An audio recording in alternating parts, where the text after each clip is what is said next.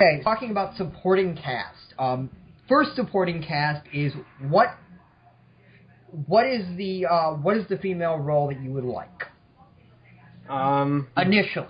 Obviously, we can have all three major ones and any other minor ones that you want eventually, but who is the primary one you want first?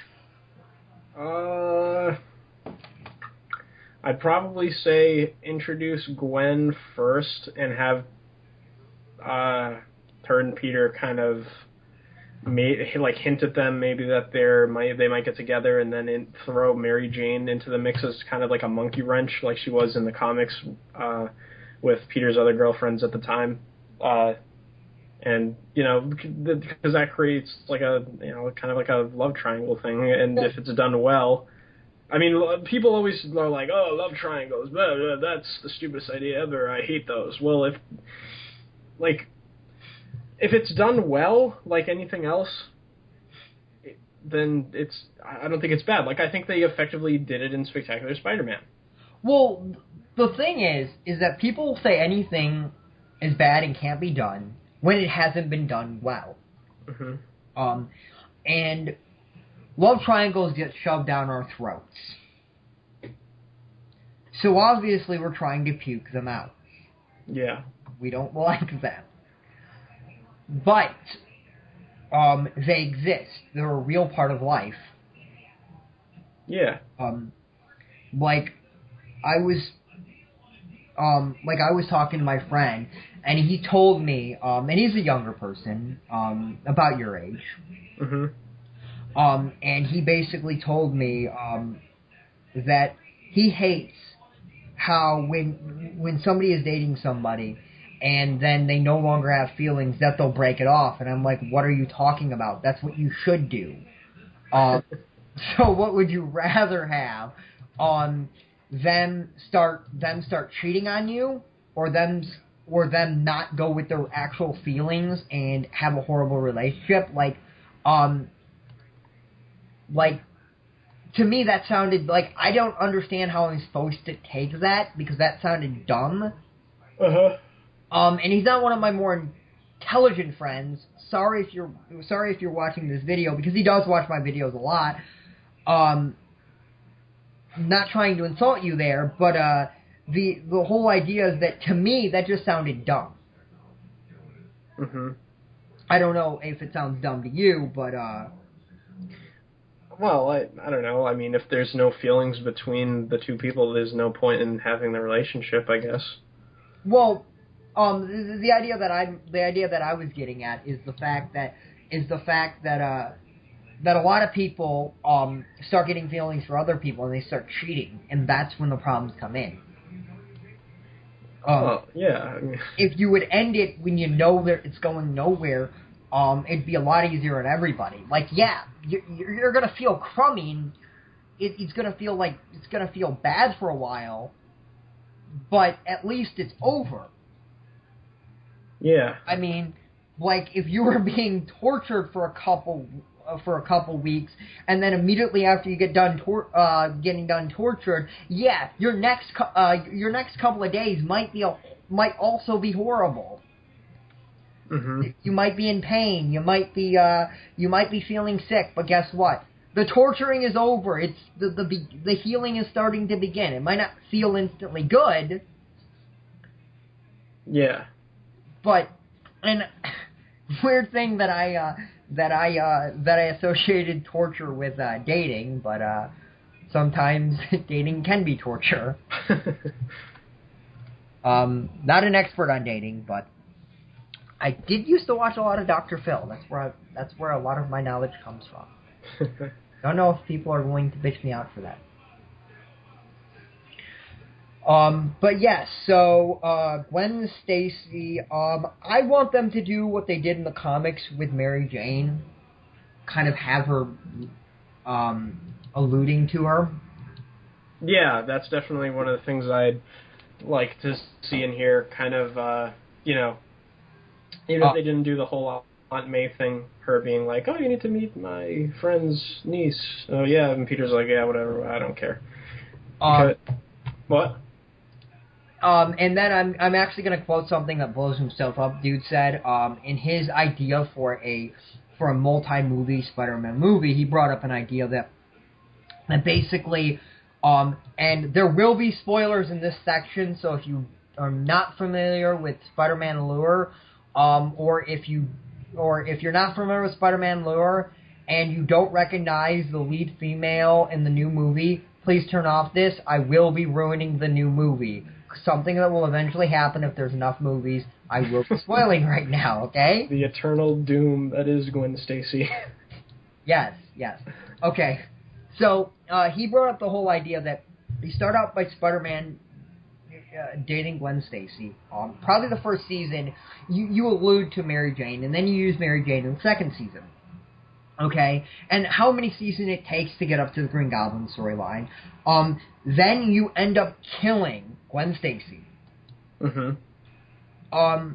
And basically, you make it where Spider-Man now doesn't want to be, basically you make it where, he also doesn't want to be with Mary Jane for some reason.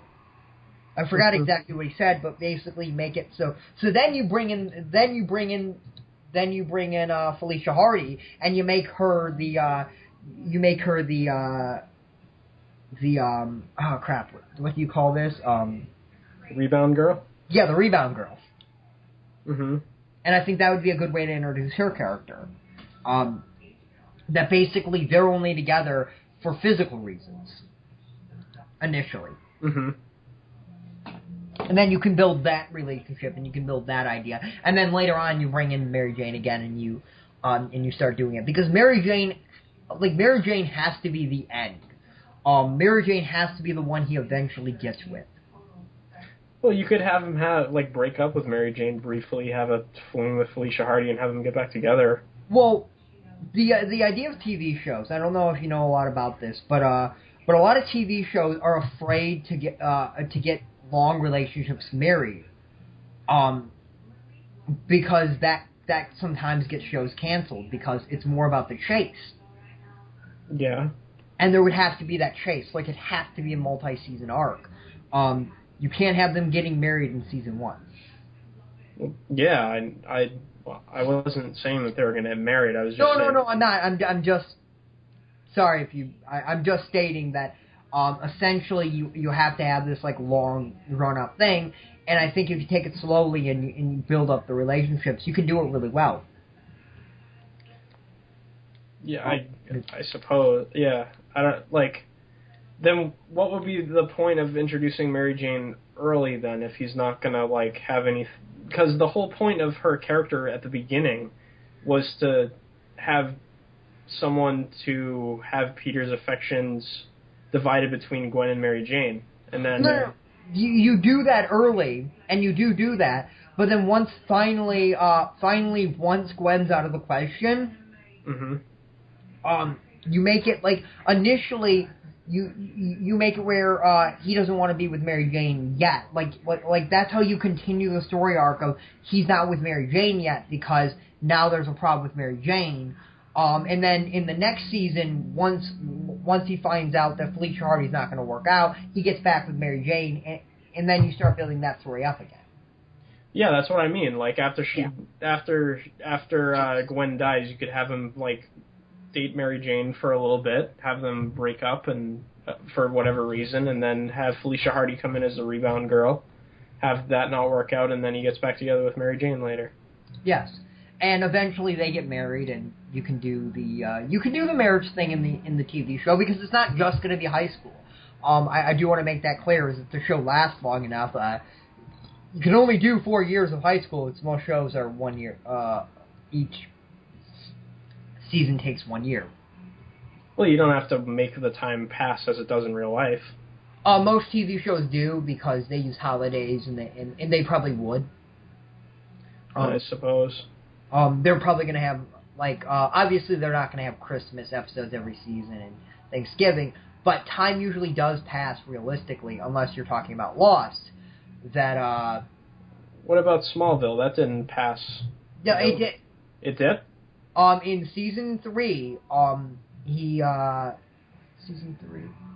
Yeah, like, basically... No, 4... yeah, in season 4, he graduates. Oh, okay. It did pass. Like, you don't really notice it's passing, but no, it really does pass. Like, but I do gotta say this about Smallville.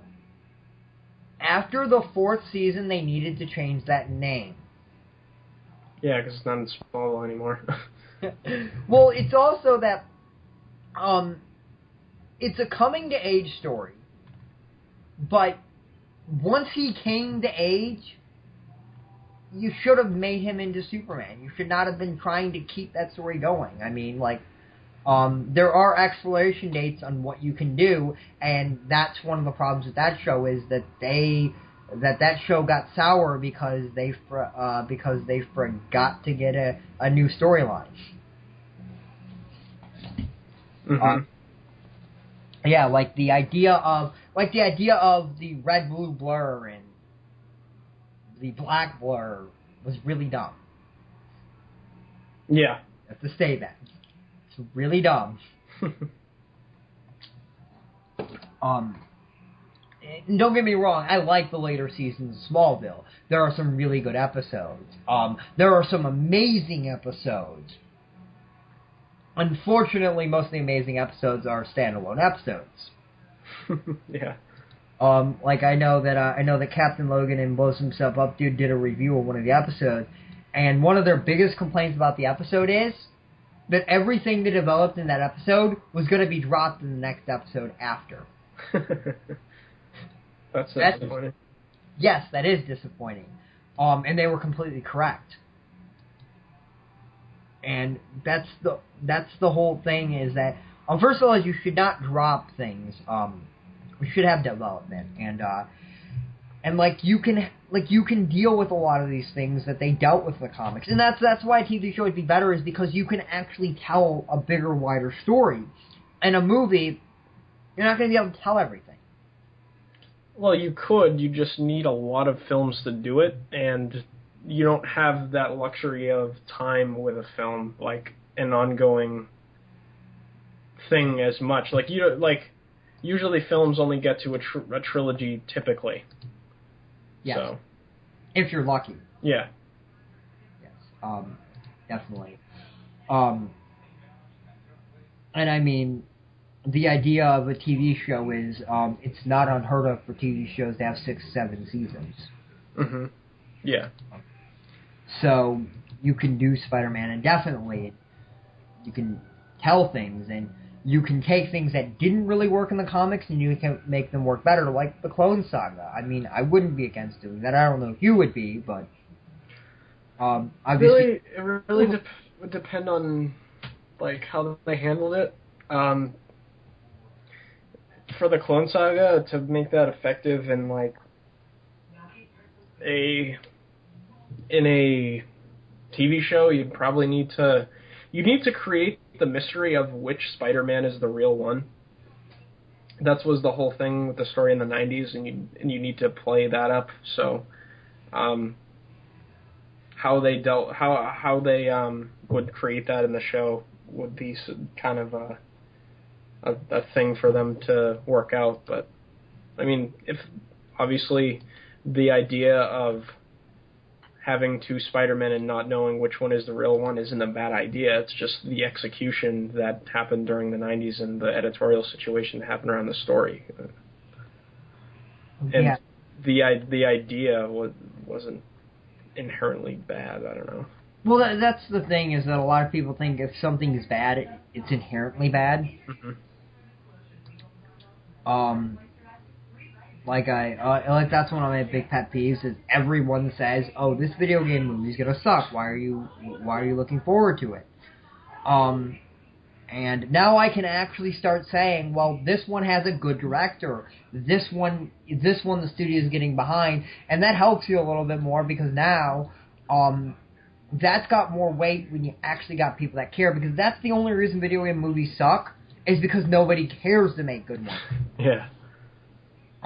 There's not money to be made. I mean, like the best successful one is Resident Evil, but that's successful for ruining the series. Mm-hmm. So why do it correctly when you can do whatever the hell you want? When you've proven that doing whatever the hell you want makes money. Yeah, exactly. Like, imagine if Catwoman and Elektra were the best-selling comic book movies. Imagine how different the industry would look. Ugh. Imagine instead of getting Spider-Man, the idea of instead of getting First Class, we got Catwoman, the prequel. Oh boy. Yes. I think I brought up some bad feelings. Just the idea of doing a prequel to that movie, like, you can't. there's no story whatsoever. You can't. That's the whole joke. Like I was about to say Elektra, but the point is you can do a prequel to Elektra. Yeah, you could do a prequel to Elektra. It's just how. Yeah, you could. There isn't a story there. Yes. The point is that was the joke, is that there is no story for a Catwoman prequel. Yeah. The idea is that if it was successful, they might have tried something like that. Mm-hmm. They might have explained how she was inherently always going to become Catwoman, and that was prophesized 1,000 years ago.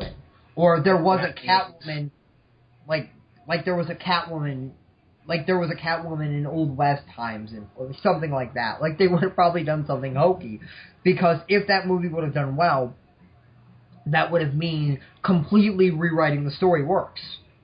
Yeah. And obviously, the more successful comic book movies, which I can prove this to a point, actually, and I will give you my proof, actually take a lot from comics. And Batman Begins and Dark Knight proves this to a science. Mm-hmm. Because I didn't know how much they took from comics. Like, I thought the Coney was made up for that movie. Then I found out how wrong I was. They made up very few characters. Yeah, it's the same thing with the Spider-Man films. Like, those, other than some of the character bits, like the story beats, and even some of the scenes are ripped directly from Stan Lee's run on Spider-Man. Like, there's the dinner table in Spider-Man 1 is directly out of a Stan Lee, John Romita comic. And there's a bunch of other scenes throughout the trilogy that are just like exact. I know the spider suit in the dumpster from 2. Oh yeah, that's an iconic thing from Amazing Number 50. Yes. And it shows that when you use comics and they didn't directly, like, none of these directly took a comic and made a movie out of it. One person was actually said, I wish they would do Long Halloween as a movie, and I told them it's never going to happen. First off is they already did that. They did that. Basically, they took elements of that and they put that in Batman Begins and Dark Knight. Why retread the same thing? Right, exactly. And yeah, basically, we haven't gotten a comic book movie based on these characters with ongoing series that have existed for decades, because there's so much material that you can't. I mean, it's not like Watchmen where it's just like a word-for-word adaptation. You have one thing to work with. You can pull from many different places. So yeah, and you can take things like, I don't know how good Long Halloween is. I haven't particularly. I'm starting to read it, so I've heard it's amazing. Yeah, it's good. I like it. Blows himself up, dude says it's the greatest Batman story ever written, and that pisses him off because of who wrote it. Like, he hates the writer, but that writer wrote the best Batman story, in his opinion, ever made. I can see how that would piss somebody off. Like, who's your pet peeve of Spider-Man writers? Like, if you see a guy writing a Spider-Man story, you will think about not reading it. Lately, well, it's been Dan Slott lately, but he's kind of on and off. Like, he'll do good things and bad things, like... Okay, so like, if you necessarily see him writing a book, you're not going to, like, say, ah. Not really. I mean, I don't really do that with writers. Like, if they write a good story, like, I applaud them. If they write a bad story, then whatever. I mean, it doesn't really annoy me when, like, a bad writer that I don't like does good work. Like, that doesn't annoy me. I'm like, oh, they did good work. Awesome. I get to read it. Yes. I mean, I don't... Okay, so, more minor characters. Obviously Aunt May has to be in the TV show. Yep. Definitely Aunt May. I want Harry Osborn to be in the show. How would you deal with, Ben Parker? Would you use him in only the first episode, or would you want him to be in a couple episodes before he dies? If you're gonna do a pilot, how long are the pilots typically? They're like an hour usually? Typically a pilot is 45 minutes to an hour and a half, depending. Okay. Pilots, a lot of times, are an hour and a half, and that's without commercials. Okay. So an hour and a half, assume that they get a green light to do an hour and a half, okay? Uh-huh. I think that would be enough time to get us invested in Uncle Ben's character if they had an hour and a half to work with. Because you have more episodes coming. You know, it's not like the first Spider-Man movie where you have to get Uncle Ben onto the way so you can get the origin stories told. You have more episodes to work with. So you can give us proper time, maybe like spend 30 minutes with Uncle Ben, you know, as just a character. What I would want them to do in the pilot is I would want the pilot be Spider-Man origin. Nothing but the origin. Because in a TV show, I don't mind origins. And the reason I don't mind origins in TV shows is because we're getting another episode after that. Yeah, that's what I was saying. And so you can focus on building him for an hour, actually. Yeah. You can build his character, build who he is, and then he dies, and then basically you end the episode with him finding the burglar and stopping him, and then the episode ends with him fully dressed as Spider-Man, hanging up there saying, "This will never happen again. I will protect the ones I love," or something like that. Or, yeah. "Great power comes great responsibility." That would be awesome, and don't even have a real villain. You don't need a real villain in the pilot. Mm-hmm. You could have Norman Osborn. Yeah, introduce some of the characters maybe, but yes. Mm-hmm. Yes. But if I see Norman Osborn wearing green tights in that pilot, I will bitch them out. Unless the first scene in the pilot will be Norman Osborn on his glider cackling in full purple and green glory. Just to spite me. And then it cuts to the rest of the episode and it's perfectly fine. Yeah. Yep. No, like that's one thing I did mention a while ago is like the Fantastic Four movie. Are you yay or nay on that one? Which one? The first one. I don't really care for it. Well, I think the biggest problem with that movie is they actually wrote. I thought about this long and hard. They wrote a damn good pilot for a TV show, and they called it a movie. Yeah, I remember you talking about this before, and I think that's a pretty good thing to say.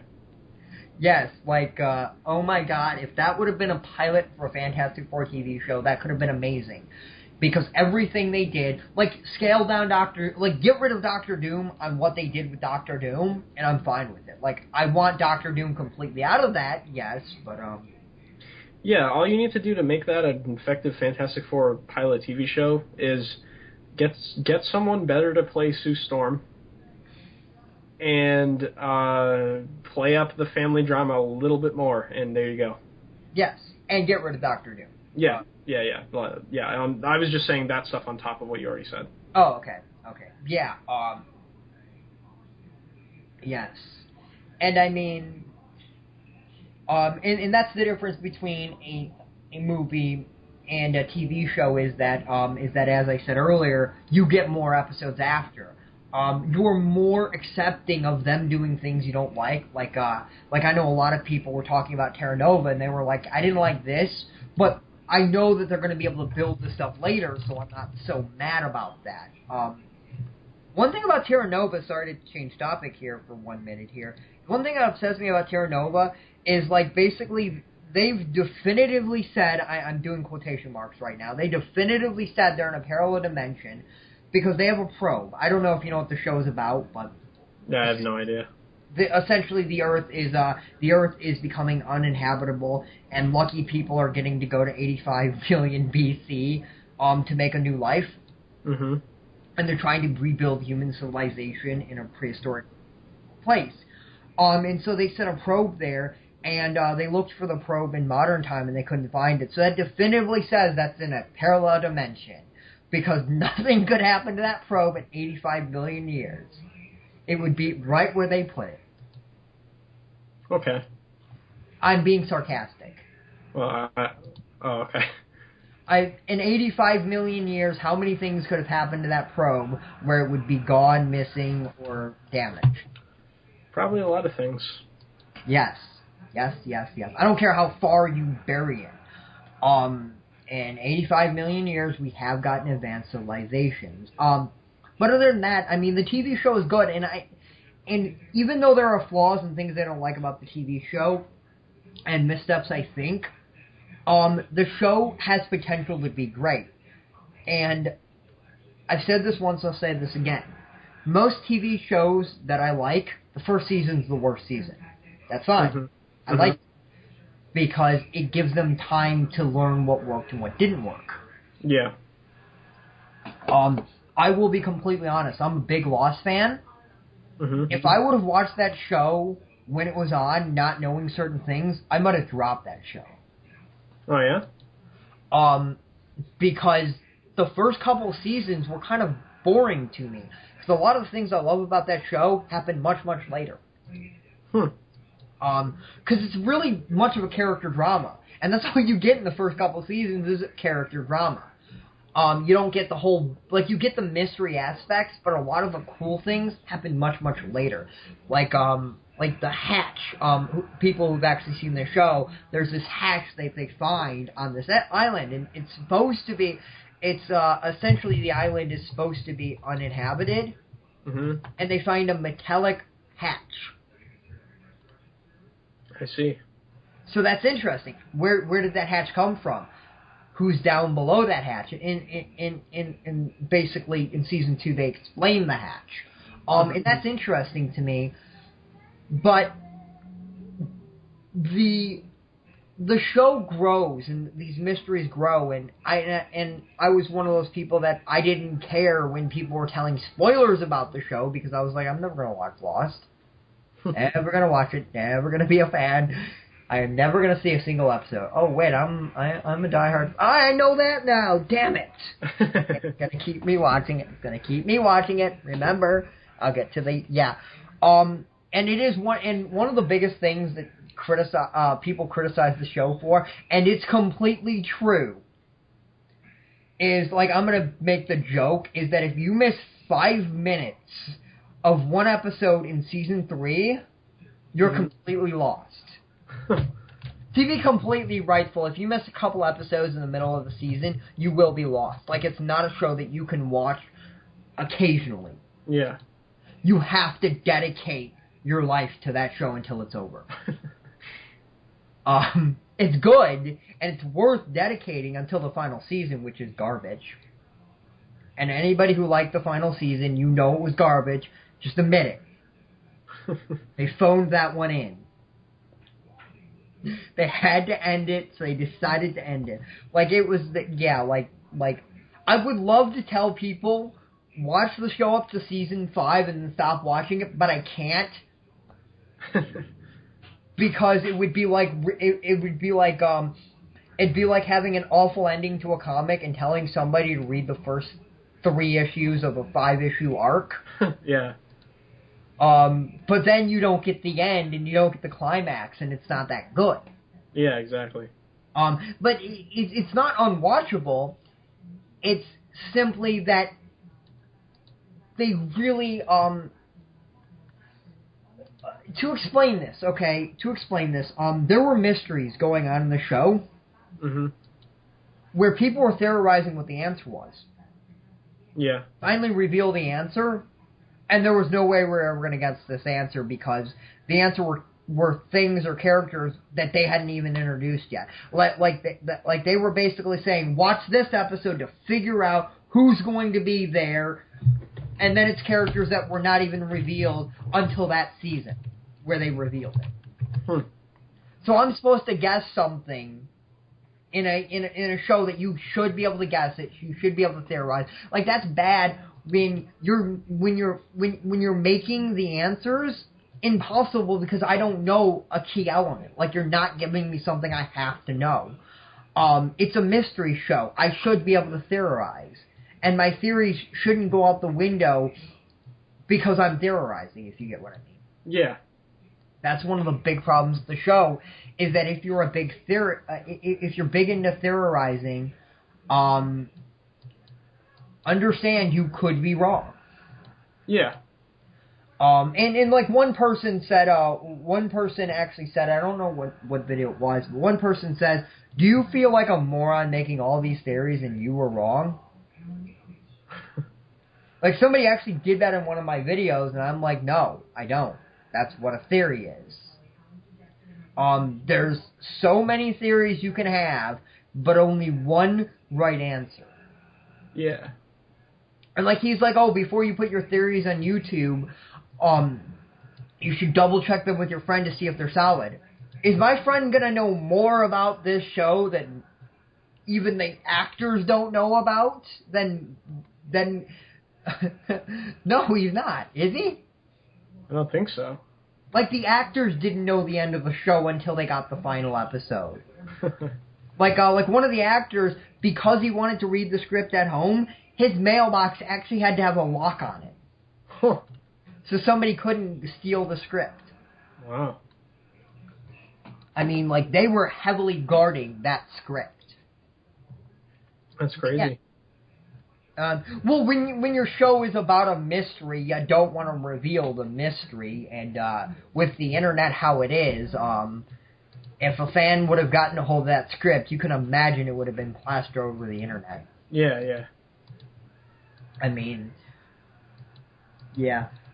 But, okay, so we've dealt with, what other minor characters do you want? Flash Thompson, definitely. Yes. He's actually got to be a major character. He has to be one of the antagonists, I think. The high school antagonist. Yeah. Yeah, that's definitely be a good fit for him, because that's pretty much what he was in his early appearances, so.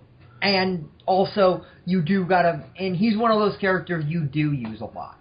You do overuse him, because you can. Yeah. There are characters you don't overuse, and then there's characters you do overuse. You could have Mysterio and Shocker in quite a few episodes, and I wouldn't get mad. Mm-hmm. You find a way to use Green Goblin in 20 of the 22 episodes every single season. I'm gonna get tired of that character really, really fast. Yeah. Yes. I don't think I'd get as tired of Rhino smashing his head into the pavement as I would get into Green Goblin, because Green Goblin is a much bigger character. He does bigger things. Rhino smashing his head into the pavement is part of his character, I think. Correct me if I'm wrong. Yeah, I suppose. I mean, like, Spider-Man always, takes advantage of the fact that he's not the most intelligent guy, so... But that's his character, and that's fine. That's who he is. Like, yeah. I mean, that's why he becomes parts of teams, and that's why you would have the Sinister Six eventually. Yeah. And that's another thing that I think would be a really good fit for the TV show is the idea of having the Sinister Six in some sort of capacity in a live-action setting, because I don't think it would really work too well to have them be introduced in a film series, unless you went long enough to give each villain some sort of significant introduction. Well, I've said this once, and I'll say this again. If they ever do Spider-Man 6, if they ever get up to a sixth movie that is in that sequence, like it's all one big story, the sixth movie better be the Sinister Six. I'm sorry, but it better be. Yeah. That is a rule that I have stated. If they don't do that, if they use my favorite... Okay, if they make the most amazing Carnage movie ever made, and it wins every award, I will never forgive them for it. I will bitch them out. No, I will bitch them out for that. That might sound ridiculous, does it? Yeah, kind of, I guess. But the point is that it's the sixth movie. It's gotta be the Sinister Six. I mean... Yeah. They're already writing it for you. Six, see? It plays with it, does it not? Yeah. It works. Like, I would love to see them in season 6, but you can't do that. That would be too long, I think. Mm-hmm. You would have to have them much earlier, I think. Yeah, because, I mean, you would have... I don't think, like, some of the villains you'd want to use villains, like, for single episodes or, like, two episode arcs or something like that. Like, you wouldn't need a whole season for, like, Rhino or the Vulture. Yeah. Would you want the Vulture? Yeah, definitely. I love the Vulture. Okay. Some people hate the Vulture. He's one of the most hated Spider-Man villains. I think people hate the Vulture because they've never read a comic with the Vulture. That's the same thing with Aquaman. I hate Aquaman. Well, have you ever read a comic book? No. Well, that's why. Yeah, that's me with Aquaman. I have never read Aquaman, but that's that's fine. Like, I'm not downing on people for not reading comics, because I get they're expensive, they're hard to get to, and some people just don't have the interest. That's totally fine. It's just that when you shit on the character when you don't know anything about them is when it... Like, you specifically have not shit on Aquaman and said he's, like, the worst conceived, like, character ever made. But there's people that say that, and it annoys me. I have said that his powers are lame. Well, I mean, to each his own, I suppose. But also, when I used to say that, I thought his powers were talking to fish only. Right. I didn't know that he had other powers. Mm-hmm. Because whenever he's used in any spoof, he's only talking to fish. Yeah, that's... The Super Friends portrayal is burned into the collective mind and society, and everyone thinks that's all he is. Yes, I never knew he had super strength for the longest time. Yeah. And that he was durable, and that he had these cool powers. It's like the Flash. My friend bitches out the Flash all the time, and before you get on his case, he bitches it out because they underpower the Flash all the time.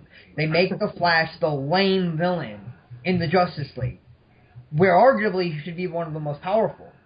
The Flash is one of the most powerful members of the Justice League. And is it true that they make him one of the most underpowered ones, usually? Not really. Whenever the Flash is portrayed, he's, like, modern-wise, he's usually portrayed as really powerful. Yeah, but, like, he's the, like, okay, what I'm talking about is that the Justice League is a member of these all-powerful heroes, right? Yeah. He's never the guy who does the amazing thing who wins the day. His power should be able to allow him to do things that other characters can't. Like, there should be no reason Batman could ever trump him. Have you ever read Crisis on Infinite Earths? No. Where Barry Allen uses his powers and sacrifices his life to save the universe? No, I didn't. No, I've not read a lot of comics. I've not read a lot of key comics. I mean... Oh, okay. I was just curious, because, like, that's one of the ones people cite as, like, one of Barry Allen's big... Well, obviously that's because when he dies, but, like, that's kind of Barry Allen's magnum opus and what everyone remembers him for. Barry Allen was the Flashpoint Flash, right? Yeah, he was the Flash during Flashpoint, yeah. Okay. Okay, because I know that was a big thing. Like, that was his comic, I think. Mm-hmm. Pretty much, yeah. Even though there were other characters, it was like his big... Yeah, it was like Blackest Night was a Green Lantern event that went through the entire DC universe. Same thing with Flashpoint. Yes. And I mean, like, the whole thing about it is, I'm not saying that he's not big and he's not epic, but, like, I think he's one of those characters that you can use as kind of, like, lack of a better word, the bumbling idiot. You can have him be more of the not-so-powerful hero, because, first of all, you can't say Superman's not powerful, because he's got every power in the book. Mm-hmm. Batman wins. That's the first rule of Batman. Like, yeah. The first rule of Fight Club is you don't talk about Fight Club. The first rule of Batman is Batman wins. Then you have the Green Lantern. I don't know, but usually they make him more powerful than Flash, I think. Which I don't think he would be more powerful than Flash. I don't know, who would win in a fight, do you know?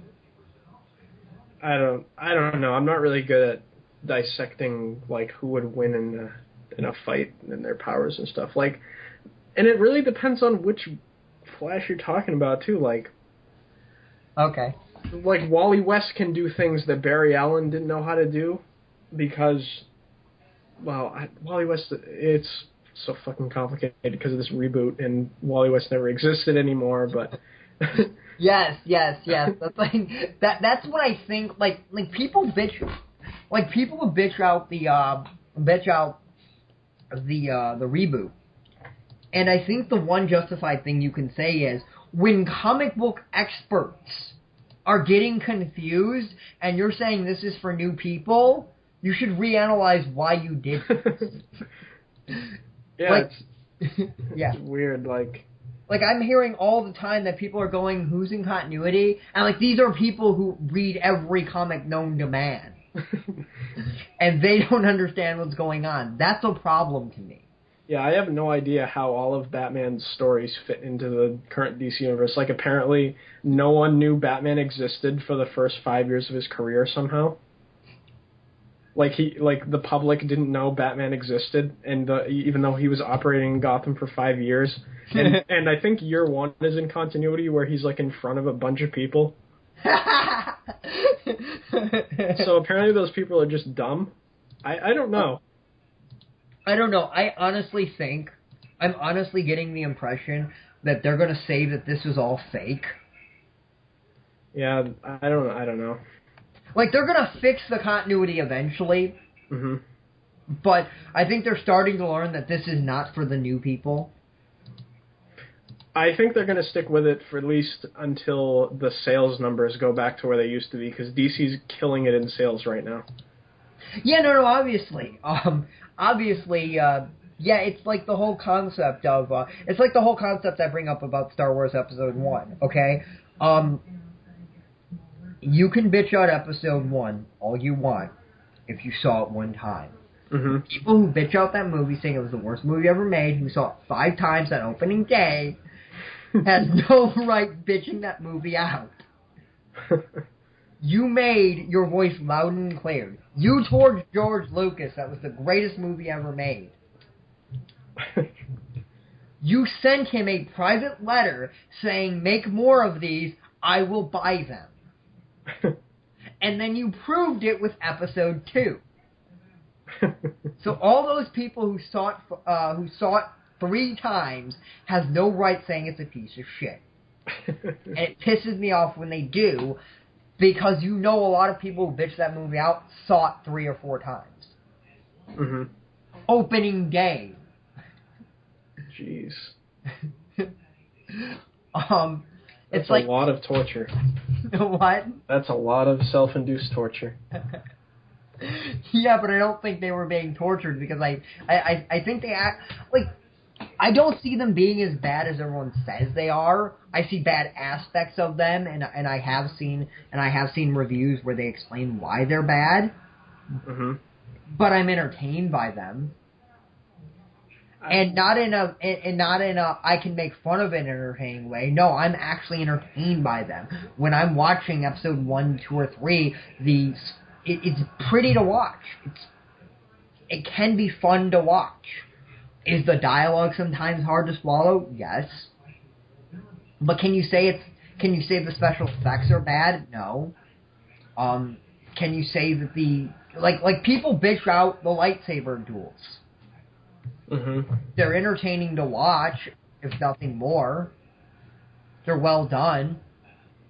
If they're being well done is because they're choreographed and they look choreographed, well, yeah, they're well done. Can we agree with that? Like, they look pretty. Yeah, but I don't know. They're not deep, but has anybody ever said Star Wars is deep?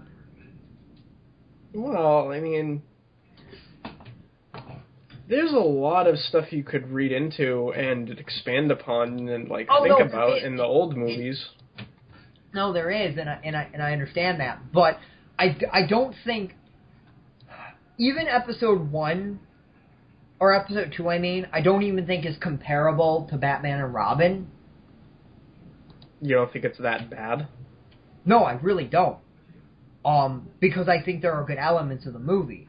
I don't think it's one of those movies, I don't think it's unwatchable. I don't think it's so horrible that there's nothing good about it. I think there are really good elements about it. It's just the writing could have been better, and that's where it falls apart, is the writing. But a lot of the other things are great. The thing for me is, I look at film as a storytelling medium, and if the story doesn't work, then the film doesn't really work in my eyes. I understand that. And the thing with the prequels is, they're not bad enough for me to laugh and make fun of them and enjoy them in that way, and they're not just good enough for me to be entertained by them. They fall into that medium where it's this is just plain bad and I don't want to watch it. I think they're average at best, all three of them, or average at worst. I just think there's nothing redeeming about any of the characters in that movie. They're all kind of selfish assholes. And they're all archetypes and one-note characters. And Yoda's good. Yeah, he says philosophical things, but that's about it. I mean, no, people have made fun of when a puppet is the best character in the movie. You got a problem. Well, he's not a puppet in the Blu-rays. He's CGI all the time now. Yeah, I know. Yes. But I think our talking about Star Wars is kind of a sign that we've kind of exhausted this whole Spider-Man thing. Okay. Yes. So sorry that we talked about a lot of topics, but hopefully we got our ideas out about the Spider-Man TV show. It's kind of like watching a TV show. You got to hear little ads and stuff in between of other things. And Yes. You got advertisement. Okay? Advertisement for our thoughts on things. Our future videos, of course. Yeah. Yes. Okay, this was Goku 471, and I'll see you next time. You too.